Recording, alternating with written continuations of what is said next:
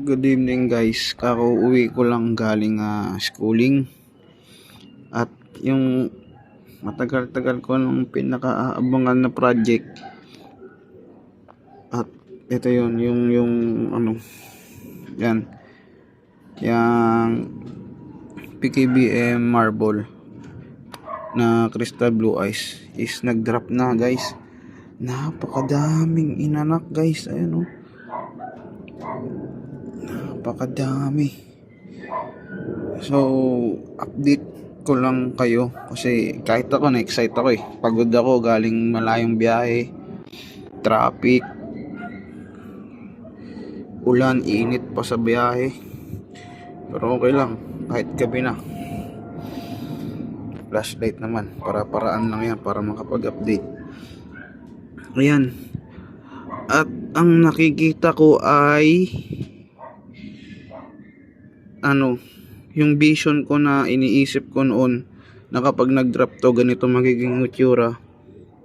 At ayan na nga guys, tamang tama ako nang iniisip na lamang na yung pinaka-black sa katawan.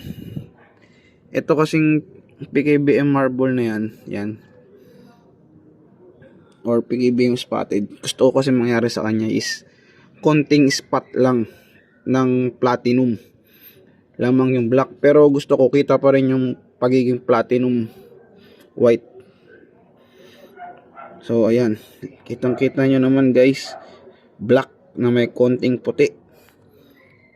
At hoping na sana puro blue eyes, pero kung hindi man okay lang, iba back to parents na lang natin. So ayan guys, wala akong masabi, grabe. Sulit yung pag-aantay ko, sulit yung ginagawa kong pagtsatsaga.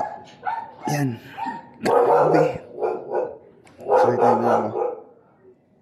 So ayan guys, napakarami. I think mga nasa 60 plus to,